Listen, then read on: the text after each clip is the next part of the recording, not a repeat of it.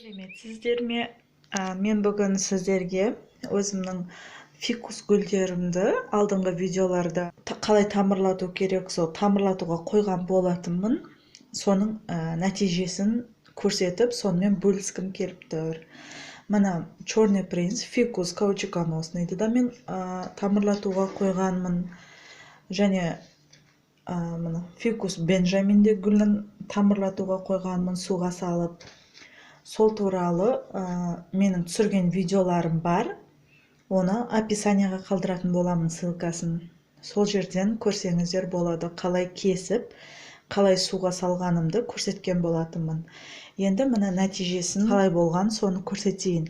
Мына Черный принц гүлімнің нәтижесі бір айға жуық. Мына көріп тұрсаңыздар,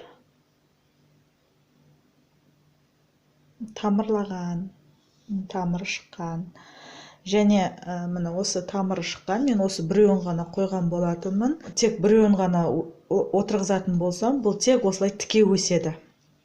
Тек осылай тіке өсіп кете береді да. Одан көрі мен андай пышны болып, шашап, горшокты толып тұрғанын қаладымды. Мына екеуін 2 күн алдын, осы 2 отросканы 2 күн алдын кесіп суға салып қойдым. Осы да тамырлайды, сол кезде үшеуін осылай бір горшокқа отырғызатын боламын. Және мынада әлі тамыр өте үлкен емес, дәл осылай отырғызсам тамыр алып кетпеуі мүмкін. Сіздерге жақсылап көрсетейін. Және бұны күтетін боламын.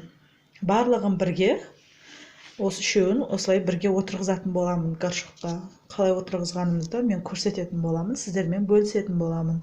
Және мына фикус бенджамин. Мына сіздерге көрініп тұрса, қараңыздар, шыққандай әдемі тамырлар шыққан. Мына өте үлкен әдемі тамырлар шыққан. Бұны лағаннан кейін отырғыза берсе болады. Көріңіздер. Бұны отырғызамын мен горшокқа.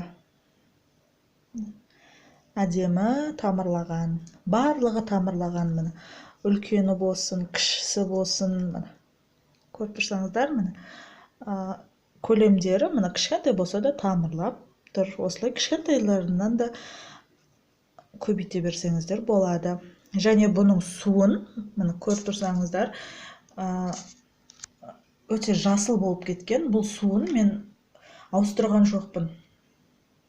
Сіздер гүлді көбейтуге суға қоятын болсаңыздар, онда суды ауыстырмағандарыңыз дұрыс. Себебі ол осы суға үйреніп қалады. Сол себепті тек үстінен құйып, азайып кетсе, тек үстінен ғана құйып тұрсаңыздар болады. Мына менде фикус бенджамин өте көп тамырлаттым.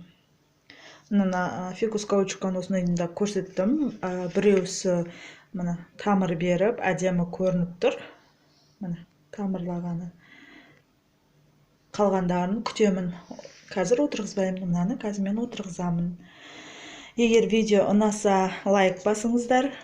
Менің каналыма жазылуды ұмытпаңыздар. Және оң жақтағы тұратын қоңыраушаны да басыңыздар. Сол кезде бірінші болып менен шыққан видеоны көретін боласыздар. Назарларыңызға рахмет. Сау болыңыздар.